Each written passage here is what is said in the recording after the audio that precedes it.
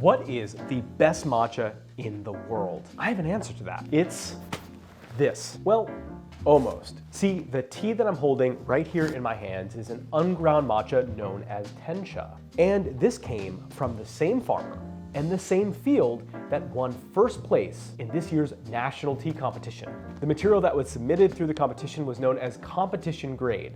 In other words, almost identical to the one I'm holding in my hand, except it went through an additional processing step that looks like this, where the farmer and usually the family will sit with chopsticks picking out leaves that don't look exactly right. So while this tea in my hands is not technically the winning tea, it's still from the same field that the winning tea was from. Now this video is all about what the national tea competition is, how matcha and other teas in Japan are judged, how it works, what makes this, well almost this, the best in the entire world for this year. All of that and more we're gonna find out. So let's get into it.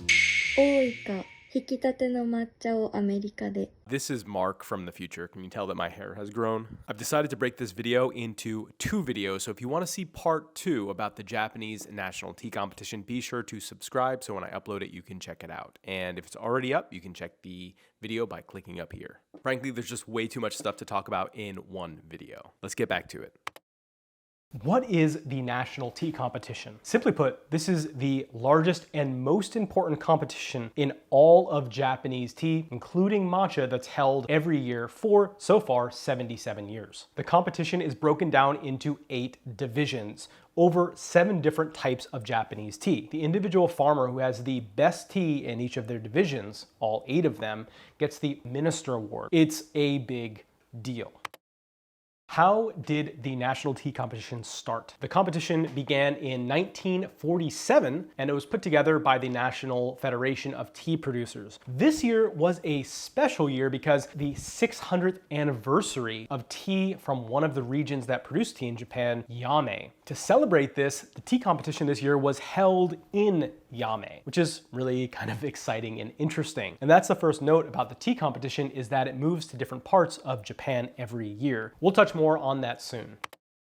What are the categories of the annual national tea competition? Let's go through all 8 of them. First is regular sencha, 4 kg. Sencha is sort of like your standard Japanese steamed green tea. In this category, the farmer brings 4 kilograms of sencha to be judged. The second division is regular sencha, 10 kg. Okay, why? Well, it's because in order to have 10 kg, which is a substantial amount of competition grade tea, you're going to have to utilize modern techniques and machinery. Next is fukamushi sencha. That is the typical standard green Japanese tea sencha that has been steamed for longer than your typical sencha. Kabusecha 4 kg is our next division, similar to sencha, but it is shaded before it's harvested, typically from 7 to 10 days, just a light shading. Gyokuro. Gyokuro is a Japanese green tea that is shaded for 20 days. Very similar to kabusecha, but it is shaded for about double the duration, so it has a lot more savoriness in it. Tencha 4 kg. Tencha is the unground version of matcha. Tama ryokucha 4 kg is our next division, also known as curly tea in English. This is a type of Japanese tea that instead of being straight like a needle is kind of curly,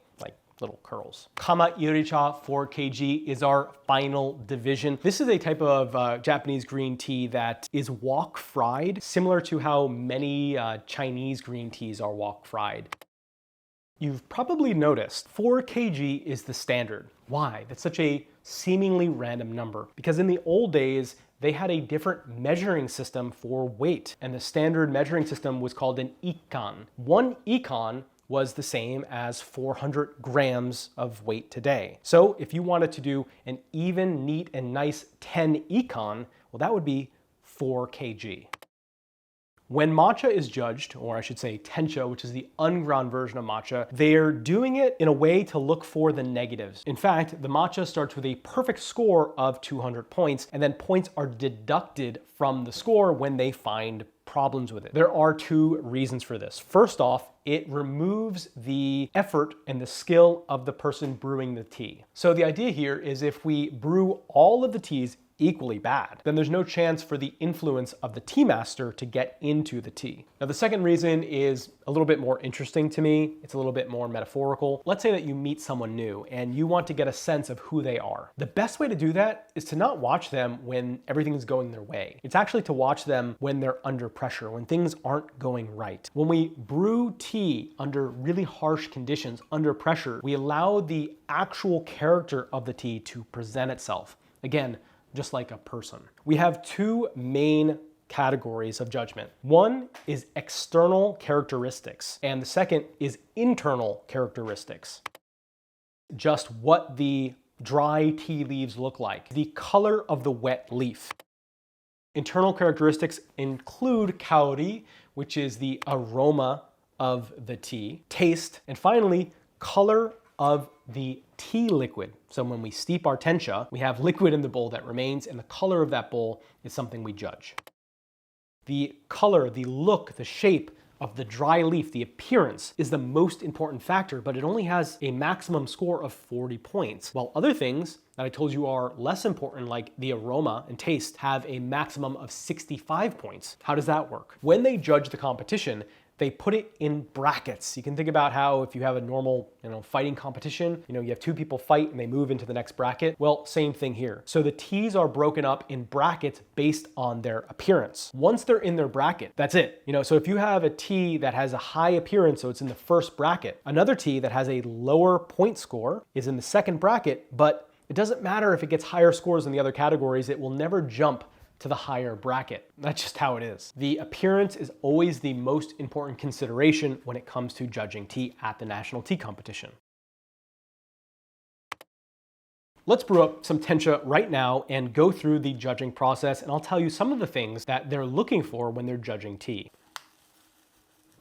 The first step is to examine the tencha, the unground matcha, on what's called a viewing tray, what I have here. Generally speaking, what we're looking for is a high level of color saturation. The brightness doesn't matter quite as much, so some years having a slightly lighter but vividly green is preferable over a darker, vividly green color. This year, actually, a darker green seemed to have more preference. The texture of it should be very soft and downy. That means that the leaves of the tea bush were very thin, which is what you want. That's ideal. You want consistent color. You don't want any reds or yellows or browns. Next up, let's look at kaori, which is the aroma. To do that, we're gonna need a few tools.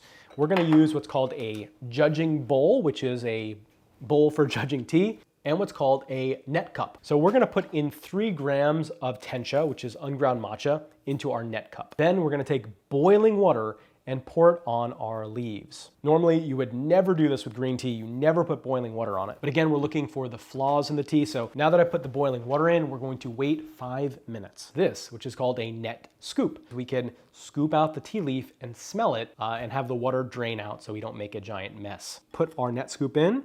We're gonna raise it up, tilt it so it comes away from us. And we're going to smell the aroma of the tea. So what we're looking for is a balance between freshness and savoriness. When it comes to Japanese tea, those are the main things we're looking for in a high quality tea. We don't want it to smell overly burnt or oily or overly roasted. And we're also looking for a quality called Ooika, which is the name of my company. And Ooika is the smell of extremely high quality, well shaded tea. It's sort of like a nori-like aroma. Take out our net cup and again move that aside. So now we're left with just the liquid here, and we're gonna use another tool. I bet you've never seen one of these before. This is called a judging spoon. Now, what is the difference between this and a regular spoon? Status. I'm just kidding. This spoon actually is made exclusively for testing and tasting tea. So it scoops up the right amount. You can also spit this out, but I'll just drink it. You want to be loud. We want clarity, we want balance, we don't want overly bitter or overly astringent tastes. We don't want off muddy flavors that linger. Now we have color of liquid. In this, we're going to look at the color of the liquid. And in this case, it's yellow, which indicates that it wasn't shaded for long durations, which I happen to know is true.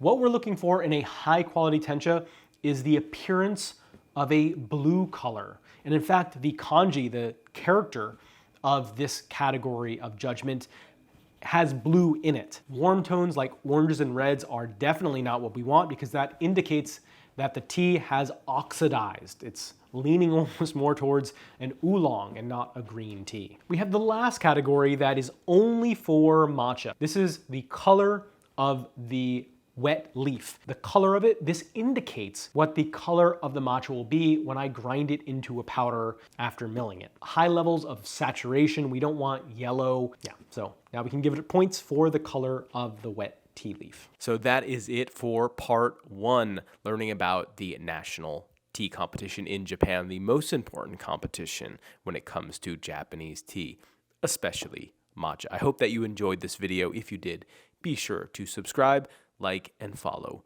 for more. I'll see you next week when we post the part 2, learning all about the meta of the Japanese annual national tea competition, where they find the judges, who are the judges, how do farmers prepare for the competition. It's going to get deep, down and dirty, so I will see you soon. Ooika です。